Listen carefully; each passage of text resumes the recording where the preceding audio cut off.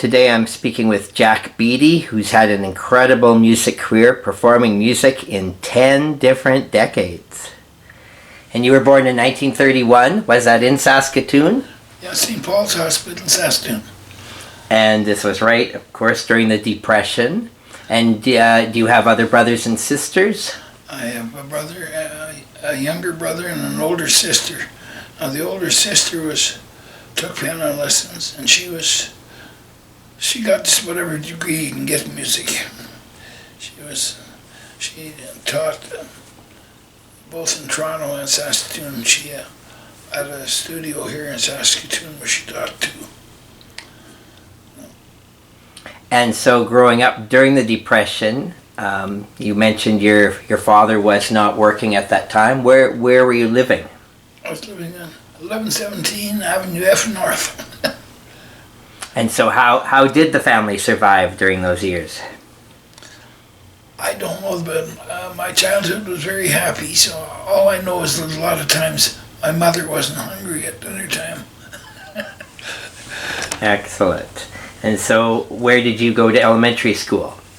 Mayfair. Mayfair. And then did you do anything musical in elementary school? No, I was taking piano lessons at the time, but no, nothing musical until I got to high school. And did your family have a piano at home? Oh yes. Yeah. Dad's mother had an old bell stand, upright grand. Oh, nice. Did either of your parents play? My dad played piano, and my mother played violin. Now, I wanted to play violin, and my mother wanted to give me her violin, but I couldn't reach into it. So I put an end to that. Yes, okay. You have to be able to have a crook in your arm to play violin.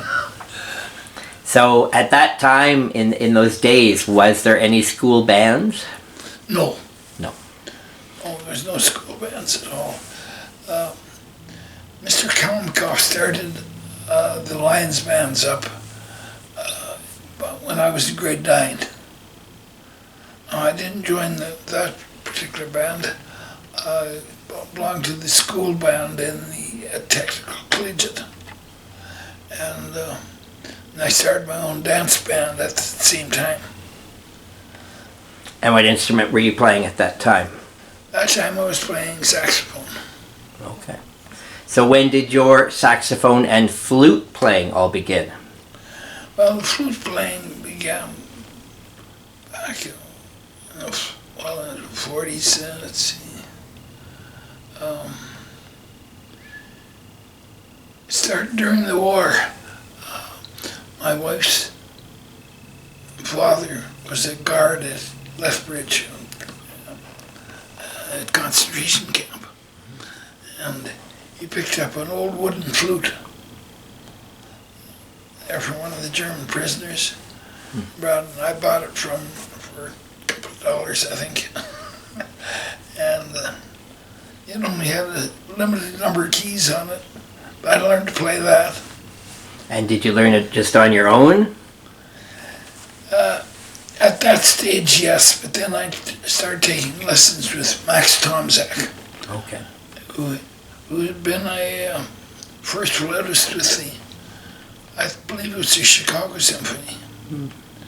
He was the team Saskatoon who was playing flute in the Saskatoon Symphony.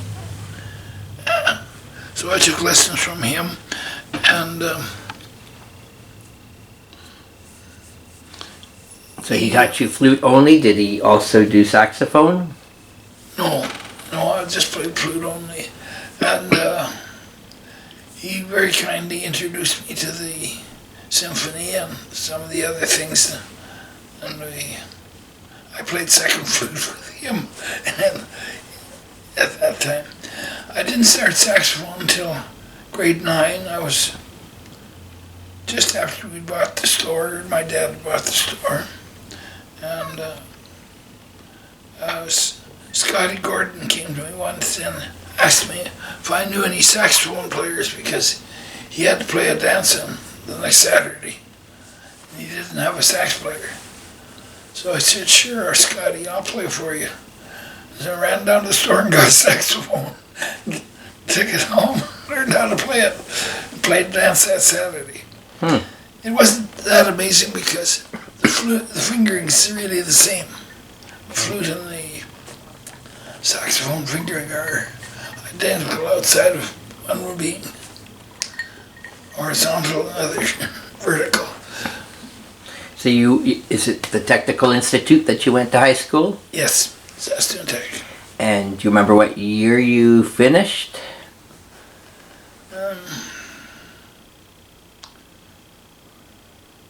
Actually, it'd be 1950, I guess, 1949, 50. That's when I quit partway through grade 11 and joined the Navy band. Okay. So before we talk about that further, let's talk about at the Technical Institute. What musical activities did you do? I was in the choir and the school orchestra.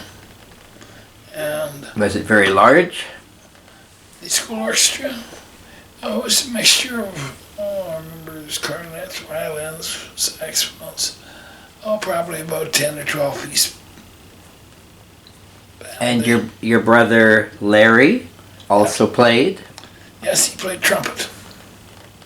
And so were you in the orchestra together at any point? Yeah, at that point, Larry was in the band with me.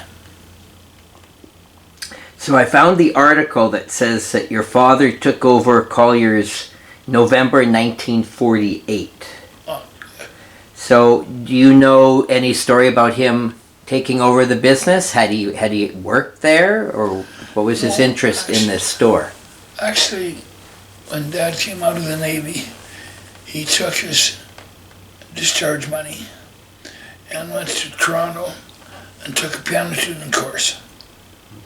He came back and he hated piano tuning.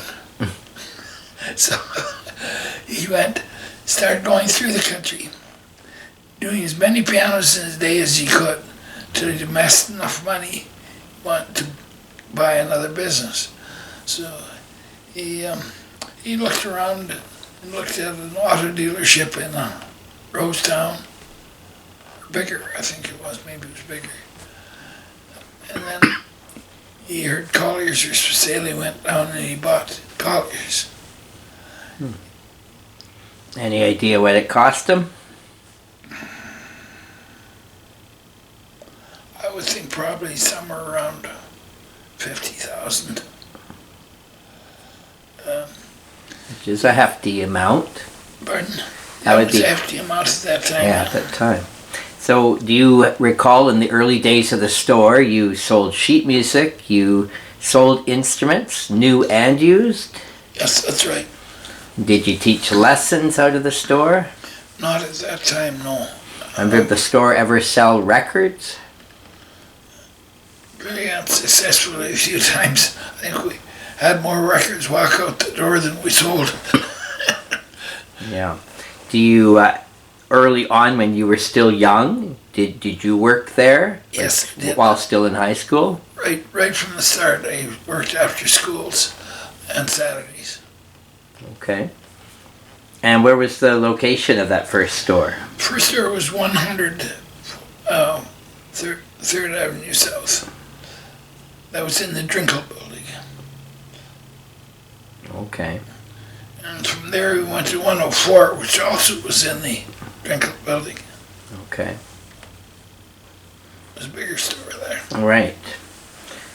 So you're still in high school and you're starting to perform. So I found the first Star Phoenix article that you're mentioned in, and it's February 1949, and you played at the Haltane School 25th anniversary event, and you were playing flute, and Max Tomczak was on violin, Miss Kozarek was on piano, Blanche Trenholm was the soprano, and Bob Lowry was on flute, and Mr. Cowbuzz was on baritone vocal.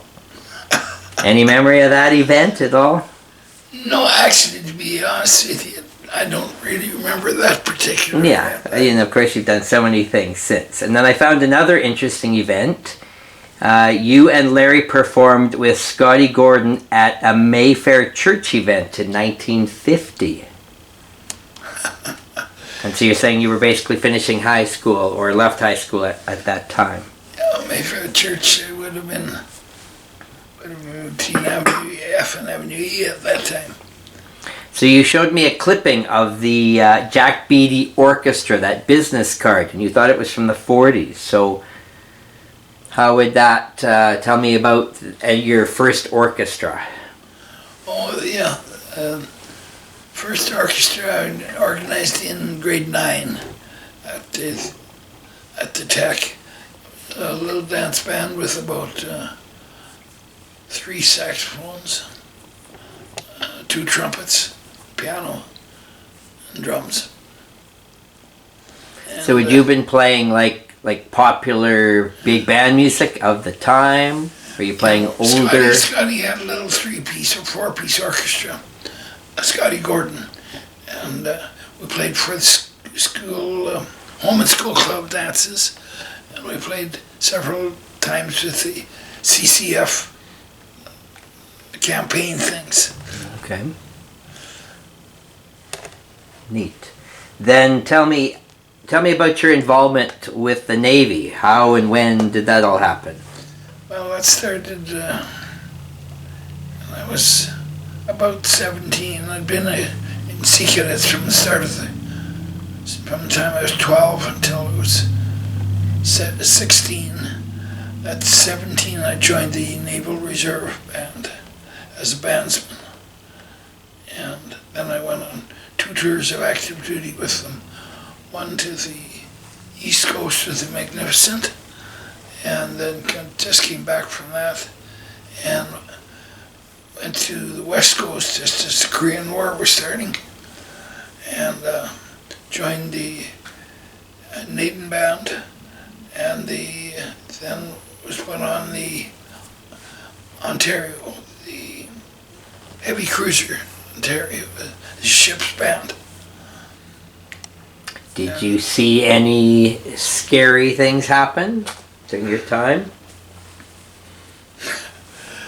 We were playing war games with the New Zealand and Australian Navy and Air Force, and the New Zealand pilot flew by dragging a drone. We were shooting at that with a big 6-inch and 8-inch guns. And radar picked up the wrong target, and we just about blew him out of the sky. Big shells going off right underneath them.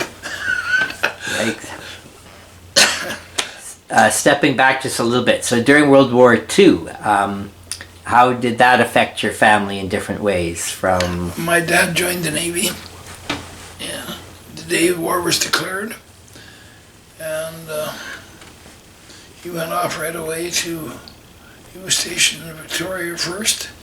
He was on a small little ship called the Leola Vivian, and HMCS Denver were the 2 ships he was on. He wasn't a seaman very long before he was promoted up to sub-lieutenant. He ended the war as a lieutenant, and stationed in Newfoundland in charge of the shore patrol there. And so how long was he away from home? For the entire war. He never did get home during the war.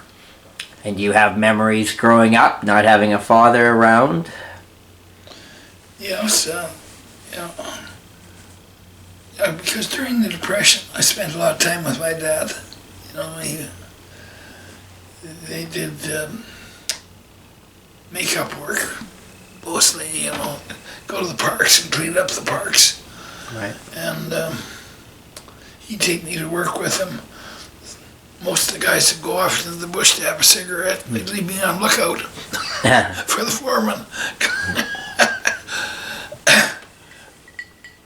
Do you remember the war having any restrictions on just changing the way living with your mother was? Any hardships or?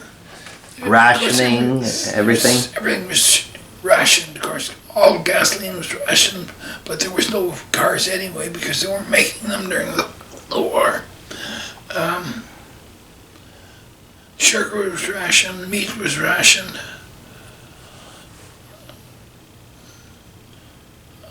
And so, what led you to eventually end your military involvement?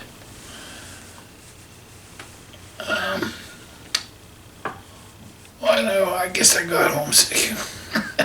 I came back to Saskatoon and started working at the store. Right. Did your brother work at the store too? Yes. Not at that time. He joined me after I bought the store from my dad. Okay. Do you remember when you did that? Or how old you might have been? You know, that would be, let's see, I came back in 1950.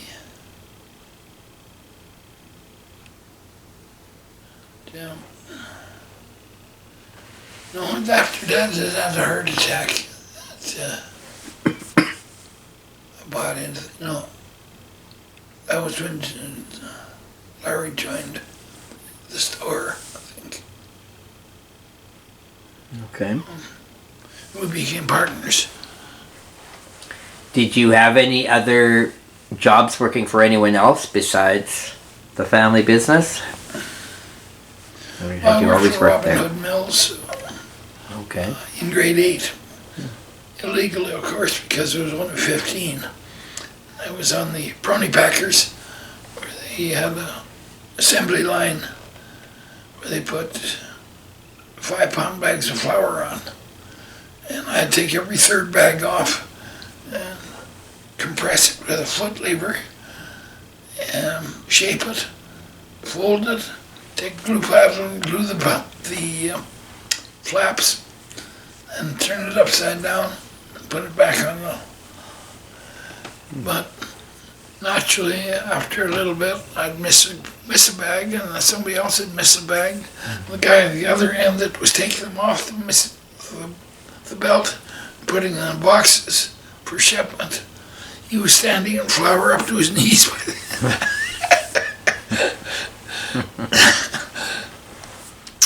Okay, so you've come back to the city, working at the store, but you're playing music all the time as well? Yes. By the time I came back from the Navy, Kenny Peaker asked me to join his band. And of course, after the war, there's so many of these soldiers come back from Europe. Right. That were used to entertainment all the time. A guy could play 6 nights a week if he wanted to. So, and Kenny had the leading band in town at that time. He and Don Keeler were kind of rivals. Don Keeler was playing the Club 400 at that time. Right. And Kenny was playing the Bessborough. So back in that time when you were playing all the time, who selected the music? Did you have charts for it? Did everyone read music? Always played by music. Like within the Navy band, it was all played by music. And of course, most of the bands back then played by music too. We played charts. And where did the charts come from? Well, the professional charts came from, their regular dance band arrangements purchased from Toronto. And of course, is that something you would have got through would you have got those through your store even? Pardon? Would you have got those scores through your store? Yeah. Shipped in? Yes. When I started out my own band and stuff like that, I wrote most of my own stuff out. And so how would you describe, say, when you're playing with Ken Peaker every week, what's the selection of music? Is it? It was ballroom dancing at the Bessborough, really. he charts like, oh, let's see, some of the stuff we played. McNamara's band, of course.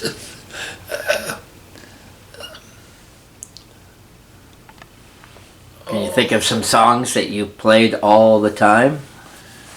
Yeah, there was quite a few things we played. In fact, we had a fairly large library. My memory isn't as good as it used to be. Right. But, oh yeah, we played a lot of waltzes back then. Okay. Slow waltzes. So you didn't necessarily play what we would call radio hit songs? Or did did you try to keep contemporary with that? Oh as yes, well? we did, but the music was back then was mostly from the 40s. Right, right. Or the 30s. 30s and 40s. Right, right. So eventually, as records become more popular, then you get a lot of popular instrumental artists like Billy Vaughn, for example. Oh, Billy Vaughn. So we do play. Long Silvery Moon. Yeah. So we do play those kind of popular songs. Yes. Yeah. Okay. All right. Interesting. So tell me about the symphony. When did you first play with or join?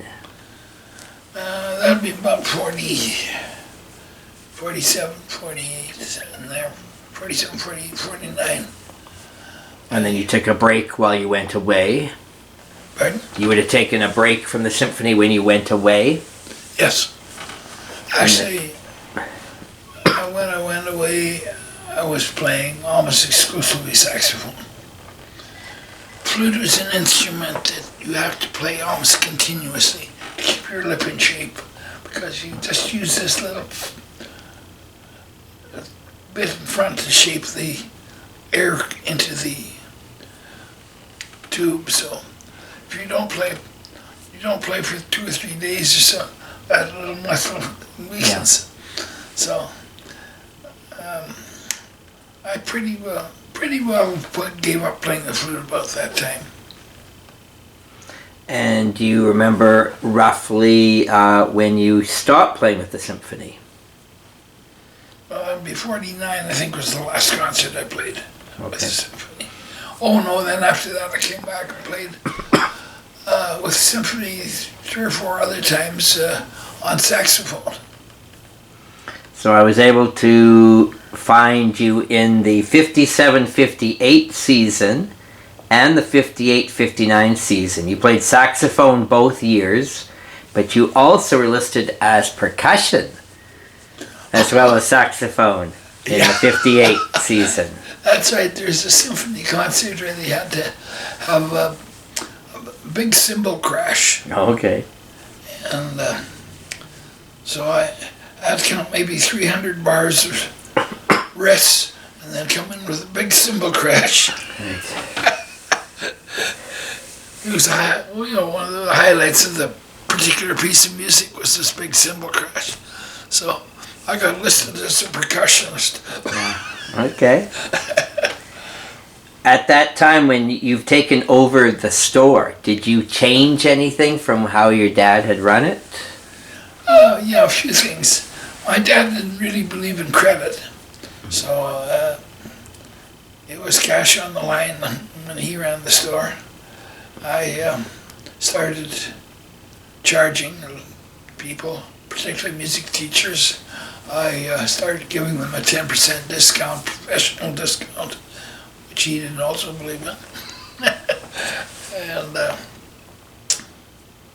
do you feel that business improved when you took over? Oh, it certainly grew, yes, because both of those are major help to music teachers and professionals have so the store grew. I don't know if it was any more profitable, but it grew. And did you personally work in the store yourself right from the 50s right to the end? Yes. 92, I think. June of 92, I think we closed the store. We sold it to the Hughes family. And We're then in the automotive business. They had a automotive store on Idlewild. Okay. So back to the 50s, you're playing with a lot of different people at this point because you were in the Western Kings, and some of the members in that group included Joe Katzman, Ernie Sawatsky, Bob Davidson, John Maxon, Bud Imlaw, Scotty Gordon. Do you have any memory specific of that group? Oh yeah, we played quite a bit of. At that time, I was also freelancing. I was still playing with Kenny Beaker, but being able to read music and read the charts, I played with most of the bands in town. If they needed a man, they'd give me a call. Right. So, the Western Kings, did they travel much out of the city? Yeah, John went to all the little towns that played out there. Oh, anything within a 100-mile radius, pretty well. Was John the leader of the Western Kings? Yes, John Maxon. And so you sort of became the go-to saxophone player at this time? At that time, I was one of the ones. So who would you say were the other ones? Who were the big local my hero saxophones? on saxophone in this country was... how do you like that? Name just, it was there on my tongue and it slipped off. Bob Klassen. Bob Klassen. Bob, Okay. you'd be familiar with John. Yeah. Bob, I think. Yeah. To me, he was the ultimate saxophone player. I don't think he could hit a wrong note if he tried. He was just a natural musician from the word go. Did you get to perform much with him? Well, I always played with the exhibition bands. He was always in the band, Okay. as I was. There was Doug Stock was another player on that saxophone. And So- it was usually a 20-piece band Yeah. for that. And so when would you have started to play with this exhibition grandstand band? 1950, 51, I guess it would be. 1951. After I'd come back from the Navy, Eddie Mathers at that time was the band leader for the local leader. They always brought their own leader, their own first trumpet, their own percussionist, and own piano player. The rest of the band was made up of union musicians from Saskatoon. Do you remember when you first joined the union? Oh yeah, that would be.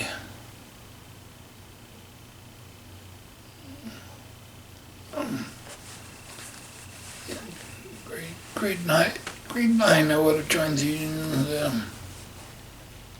So many decades. And do you remember at that time the union being very strict that you must be a member or you're not Yes, going to get to play? very, very much so. A lot of the halls in town were union halls.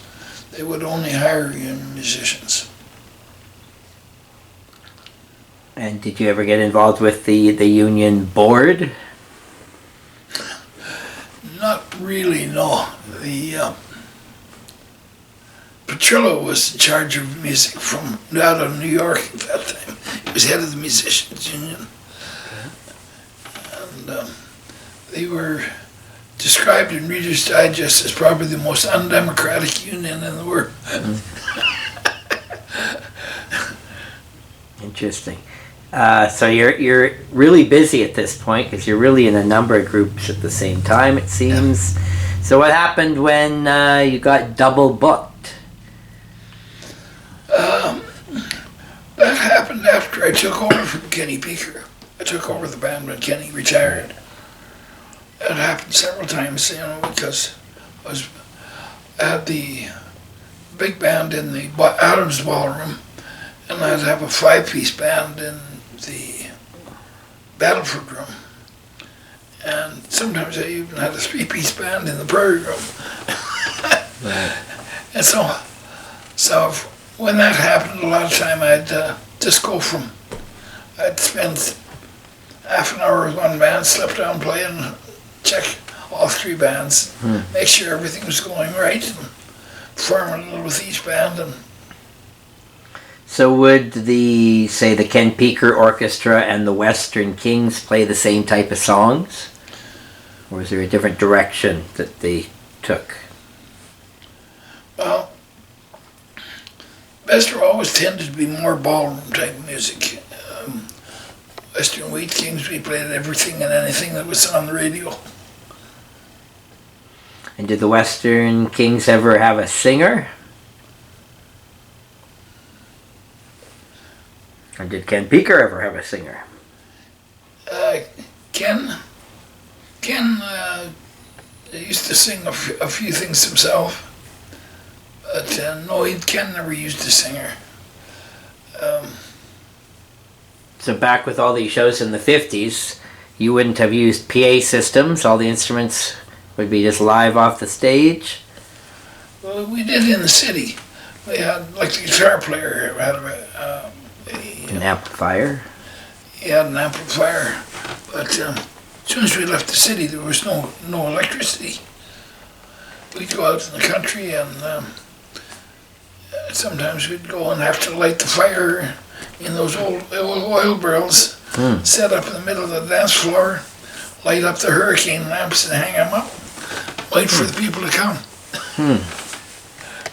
Do you remember any issues relating to underage people causing trouble? Any alcohol issues sneaking in at dances? Oh, there was quite a few of those. Never with the Ken Peeker band, but with some of the other bands I played with, yeah, we'd run into problems with rowdies coming, trying to break up the dance. Do you remember what would be an example of the farthest that you would have traveled with, say, the Western Kings, to a town or a lake dance? Oh, let's see. With Kenny Peeker, we went on a tour up to Prince Albert to play for the Mounties graduations. We went from there to North Battleford for the psychiatric nurses graduation, and we went up to Lloydminster for a public dance. I think that was the longest actual tour we went on. Do you remember any stories, funny or scary, traveling in the winter? No, but trying to get to places? A few times we'd come along and where there's only a ferry crossing, and the ferry would shut down for the night. After we finished the dance, we'd have to sit there on the riverbank and wait till the ferryman opened in the morning. Right. Okay. When we were playing Waskers, we taken a contract to play that Waskers dance land out there one summer, 1954, and it rained every single day, all summer long. And although we had a contract to play, we never did make it out there for that whole summer. The roads were all dirt. They weren't even gravel, it was just dirt going between here and Rogers. So. Yeah, and nothing you can do about weather, right? So in the late 50s, the Ken Peeker Orchestra was playing at the Bessborough Hotel, like every Saturday. Oh, a lot more than that. More than that? Okay. Yeah, a lot more than that. And did the lineup usually stay the same, or was there continuous changes? People coming and going? With the Ken Peeker band, it was pretty well always the same. Like I say, he was the leading band in town. Yes. So around 1957, the lineup included you, Vern Calloway, Austin Fay, Ken Peeker, and Sam Lomheim, Ted Pickard, and Ray Dolan. Yeah. And would that lineup have lasted a few years? The guitar player changed a few times. Ray Dolan had his own band, actually.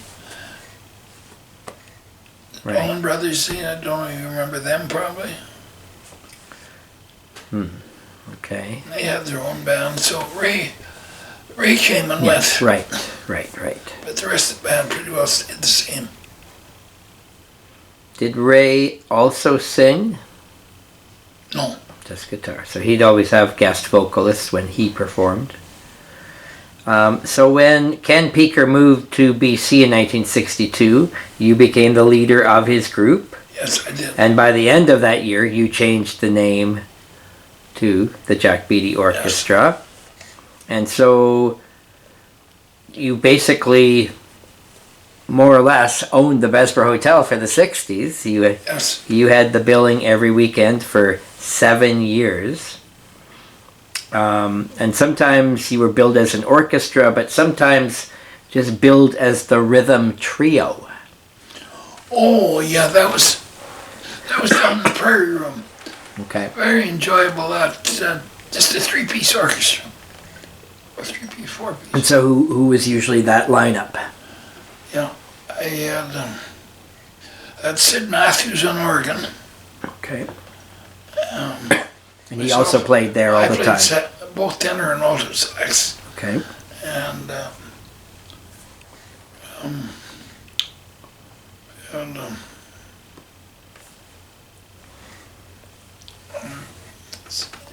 guitar player and drums.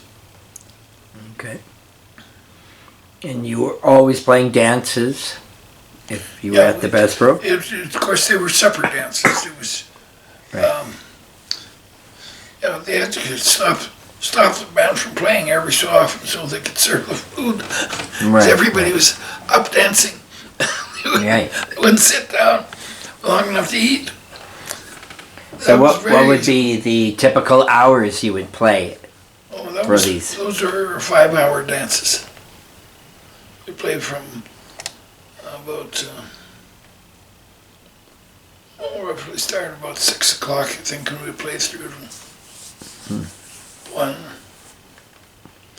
And because you played there every weekend for over a decade, did you basically have like a stage setup that was just permanently for you? In the Prairie Room, I just left everything set up because we played there every night. Okay. That was 6 nights a week we played there. And in the Adams Ballroom, there was a cloakroom just before you went into the ballroom. And I was able to store a lot of my stuff there. Right. So how were you able to manage playing every day, running the store every day, having a family? My wife finally put her foot down. Yeah. She said you're either going to have to stay home sometime or you're going to have a home. Kind of that.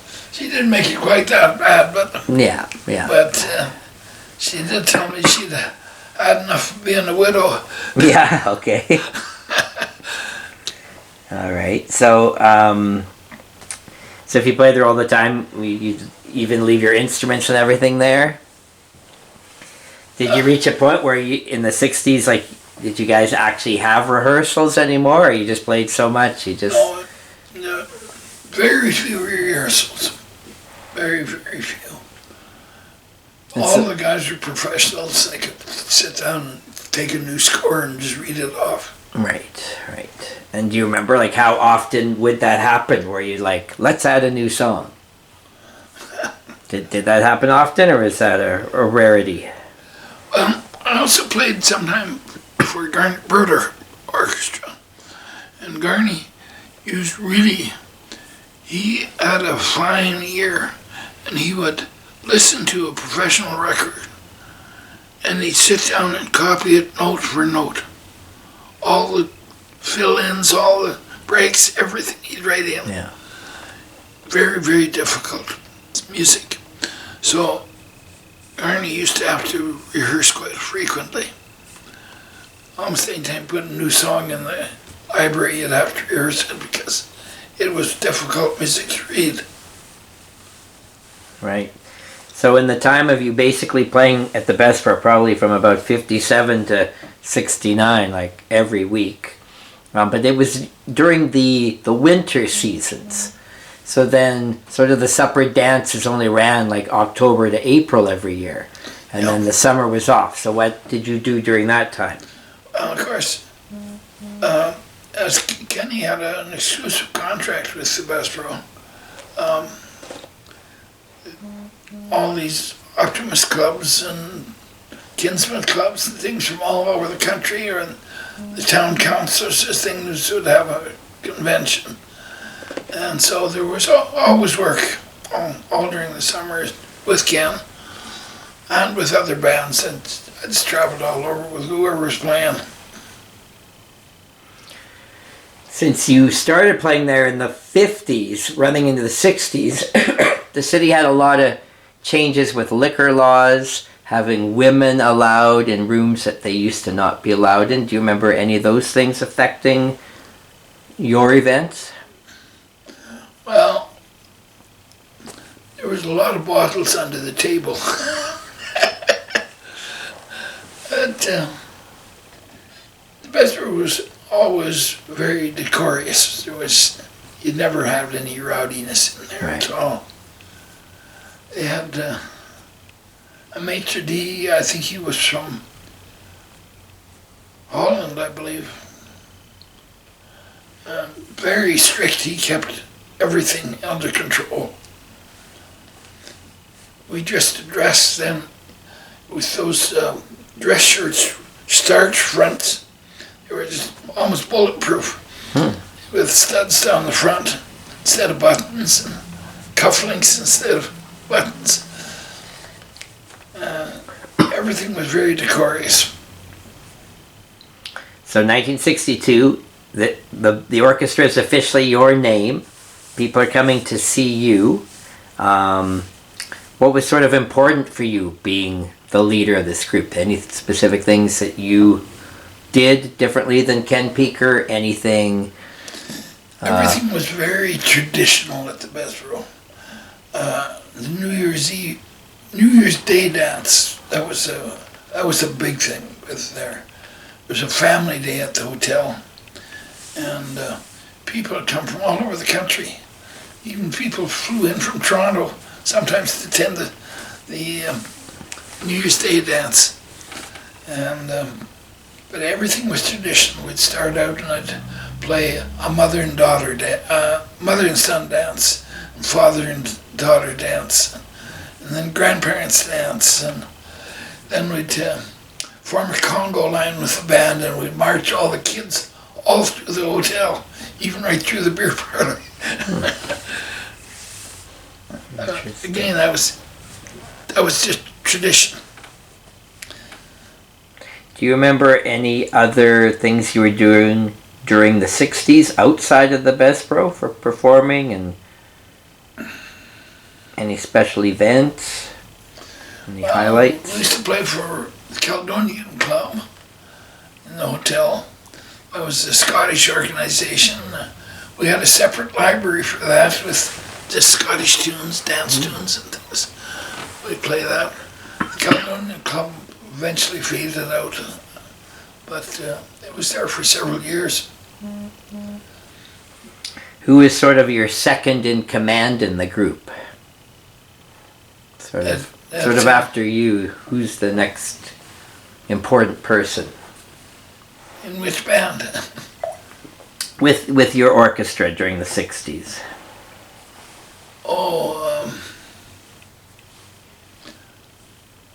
And sometime in there, I took on another organist with her own organ. She had a Hammond E16, and she was a real entertainer. She sang, played the organ, and she would be, I guess, second command there. She'd love to play tricks on me. We'd start in often one key playing, and she'd take a course and then slip into a different key. I had to try and catch it. Right. What was her name? Lorraine,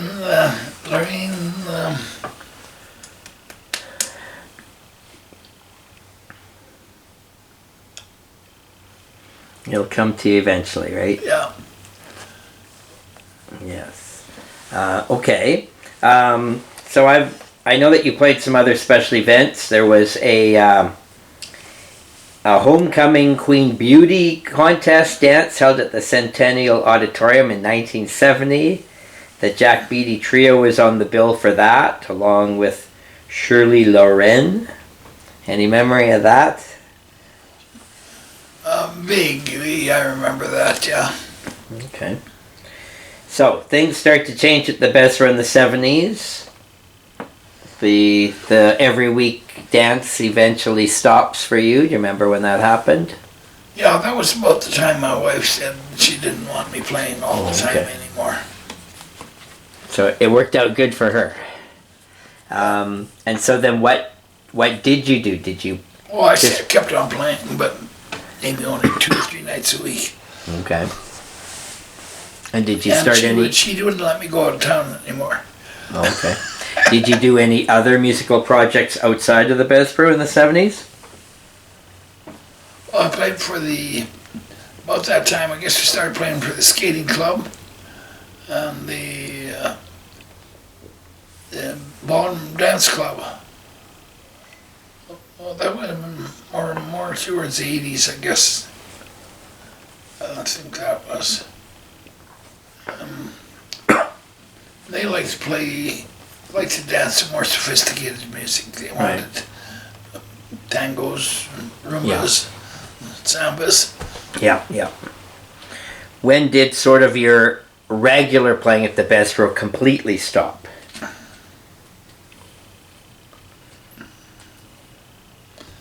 Oh, that's a good question. The last advertisement I could find was 1988. However, you may have still played there after that. Yeah. For a while we had a regular Saturday night, for about 2 years, we had a Saturday night broadcast from the Bessborough through CKOM. Okay.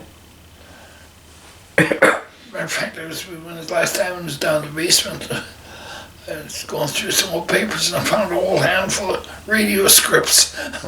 I used to write out a radio script for tell what we were going to play and when it was published and when it was.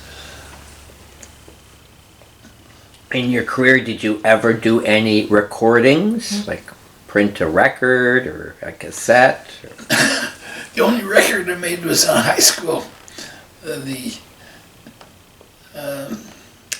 They had a recording machine there, and they made a disc for me, a couple of songs. That was Blueberry Hill was on. Okay. Does that still exist? That record? April has a copy of it. Okay. I had a copy, but I don't know what happened to it.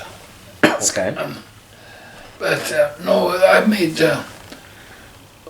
We did a few CBC broadcasts out of the Bessborough there too, and I had tapes of those, but again, lost somewhere in the somewhere in the basement there. I have a room down in the basement just full of music, dance band music and things I've written out and various orchestrations and stuff.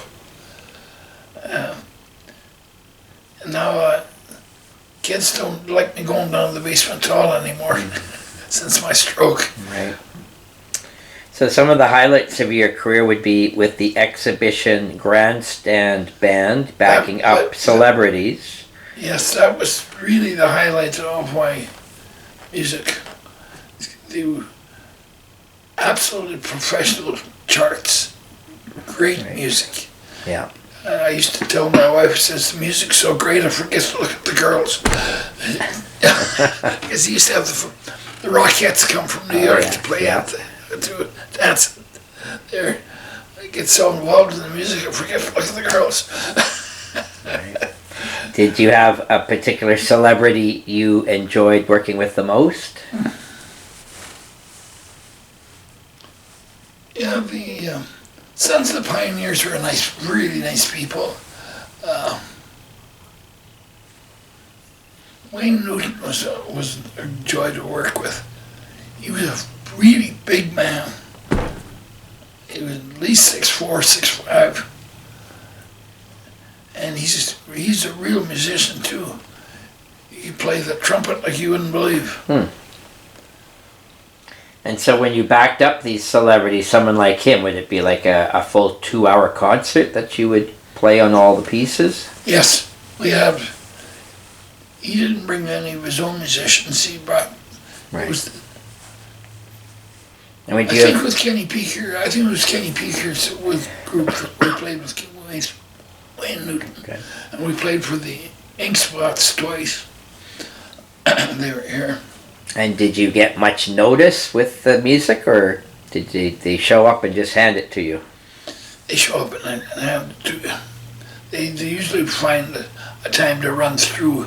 Right. Like all the grandstand things, they'd show up on Sunday and we'd have a rehearsal Sunday afternoon where he'd set the tempo, put you in, and then we'd jump to the ending and show the ending. And Bob Hope was a fine gentleman too. I remember I was in there, we were playing, conductor was conducting and we were running through the music. This is on the rehearsal. I felt somebody peering over my shoulder and look up, and here's Bob Hope with a golf club in one hand and peering over my shoulder reading the music.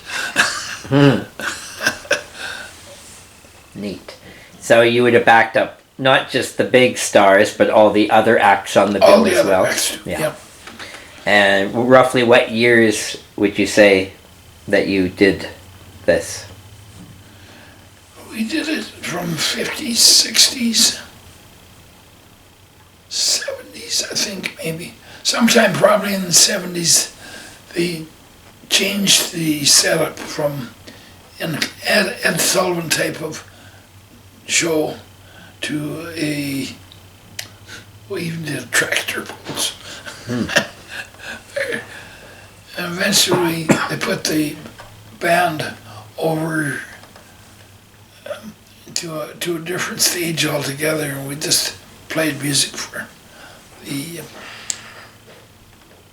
And so the actual grandstand part of it is actually quit by then. That would have been either late 70s or middle 80s, somewhere in there. Right. Okay.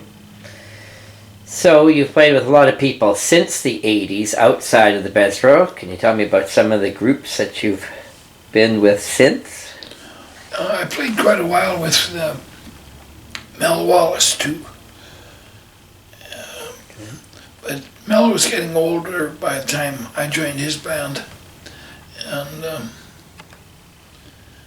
eventually he kicked over the lead music to me and he started playing third. Eventually he quit and I just kept on carrying on. That was, a lot of that music was done with the, for the ballroom dance club and the skating club. They both had monthly dances. Okay. Yeah, And what other groups have you played with since? Pardon? What other groups have you played with in the last few decades? With the concert band auxiliary? Oh yeah, concert band auxiliary. I joined in 93. 93? Did you say? Yeah. Okay. Actually, my history with them go back a lot further than that. When Johnny Schoen came back from war, he started the Saskatoon Boys Band. I was playing flute back then. And Johnny produced more good musicians for this country than anybody I know. Right.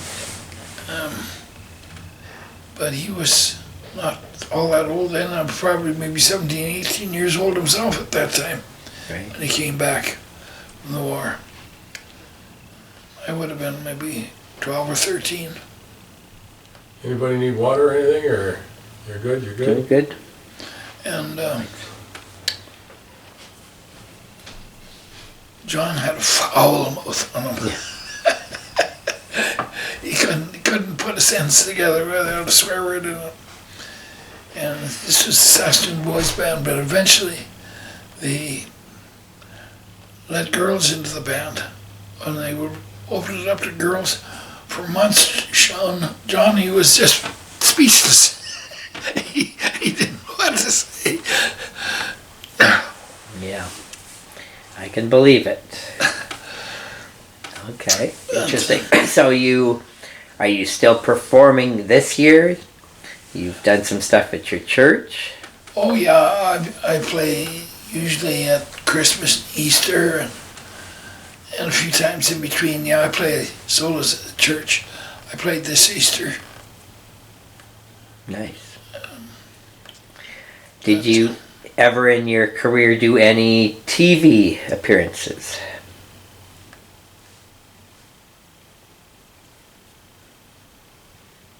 Omar Radio. Did quite a bit with, like I said, I think it was about 2 years we had the regular Saturday night broadcast from the Bessborough. Right. Did any of your children carry on the music talent? John there plays trumpet. Oh, good. He's quite an actor. Okay. He's been with all the various acting clubs in Prince Albert. Nice. And he sometimes sings and plays in the. He joined a band here in Saskatoon when he was a teenager. I think they called the band Winter. It was a rock and roll band. Yeah, okay. I hated his long hair. Yeah. Very cool. But they all played long hair back then. Looking back at your career, can you name me a couple of songs that you think you have played more than any other songs? Songs that over decades and decades you just kept coming back to it? I've had a favorite song that I always have played. That was My Happiness. And Yellowbird, when it came on, I played it to death. I was like, well, my daughter liked it. On one radio broadcast, I dedicated it to Kathy, and she never forgot it. So, those are two songs that I played an awful lot of. But music styles changed from the Bessborough from ballroom style music to John Maxon's band, West Wheat Kings, which was pop from the 40s, 50s, Right. 60s. And then I ended my career playing with about an orchestra I could only describe as being very similar to the Emeralds. Right. I enjoyed that type of music too. Right.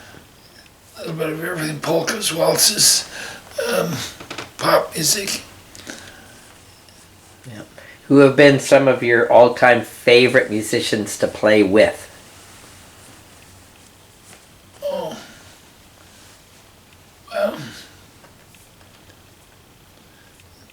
well, Kenny Peaker, I guess, would be one of my favorites, and Mel Wallace was very nice. And Johnny, actually, I enjoyed them all.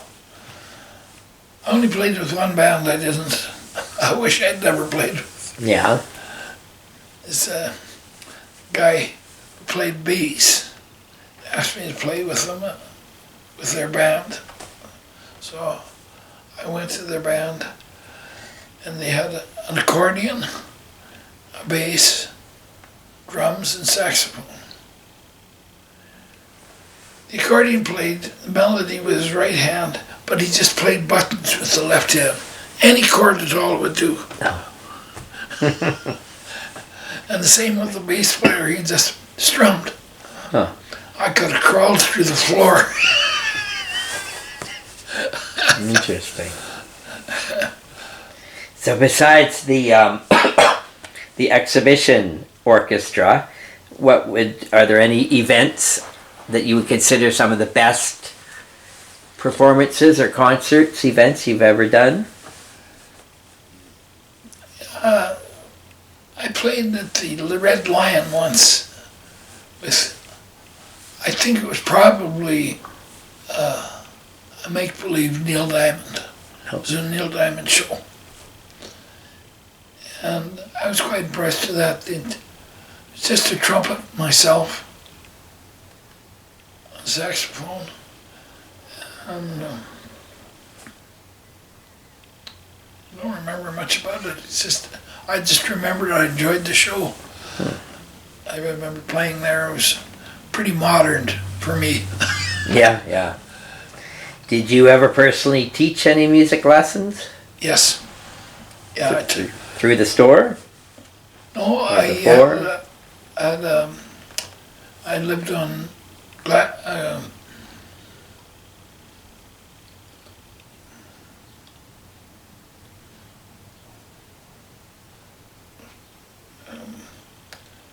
Adelaide Street down there, Wartime House. Okay. Which I bought. That was my first house I bought when I got married. And I turned the coal bin into a studio. I made it so airtight because there's no heat out there. Made it so I couldn't close the door to the kitchen. And I taught saxophone and clarinet. Again, just and I enjoyed that. And of course, I taught at Rostering. Taught everything out at Rostering. So how did you find the time to do that? To teach out there? Well, I had an old 20s, 30s coupe with a rumble seat in the back. And I'd drive out there in the morning. And I'd teach kids in the afternoon and then conduct the band at night. Right. And drive home. Roughly what year would that be?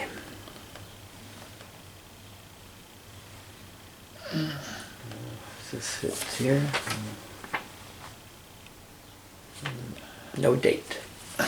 You also helped assist with starting the Loreburn Lions Club Band in 1960. I just helped organize it. I never conducted it. Okay. And just, I went out there and showed them what they needed to do to form a band, how to test for what instrument each kid should be playing, and just ordinarily help them organize it. Did the Ken Peaker Orchestra actually have a conductor? Well, no, just Ken. Just to lead it in and then go? Yeah. And then did you do that then with your orchestra? Yeah, no, I just, it was just 1, 2, and away we go kind of thing. Okay. What do you miss the most about the good old days when you were super busy and that kind of music was so much more popular? I enjoyed playing and performing. I always have. I still do. And I think that's what I'm going to miss. I don't know whether I'll ever be able to play again. I had a stroke about a month and a half ago. And it left me with a lot of kind of excess moisture in my mouth. So I could drool a little bit. Right. And so there's too much phlegm and stuff there to play and it would plug up my instrument if I tried to play. Right. But that was because they found cancer in my vocal cords, voice box. I had cancer there 10 years ago, and it hasn't bothered me since, until the stroke. And then they found the cancer had come back, and that's causing all this phlegm. So I go for my first cancer treatment on 23rd of this month. And if that can dry that up, I'm going to pull that horn back out and go back to band. We have a concert coming up next month with the band. And I just turned my music back in 2 days ago. I turned so that somebody else could play for me. But, Interesting. So have you ever thought about this fact? I think you probably hold the world record for playing the Bessborough Hotel more than any other person. probably, unless Ken himself did. Ken. And I think you would have him beat just because you simply did it decades longer. Yeah, maybe. Right? Quite possible, I suppose. If nothing else, you two are the top two, most likely, right? That's right. So that's quite an achievement. And playing music for 10 decades, that's an achievement too, right? Yes, well, I've always enjoyed music and performing. Excellent. Well, it's been great chatting with you today. You've done so many amazing things, and it was sure great to go over it all with you today. Thank you for doing it. It gives me an opportunity to talk to you about it. Brings back some memories that I've forgotten about. Great, thank you.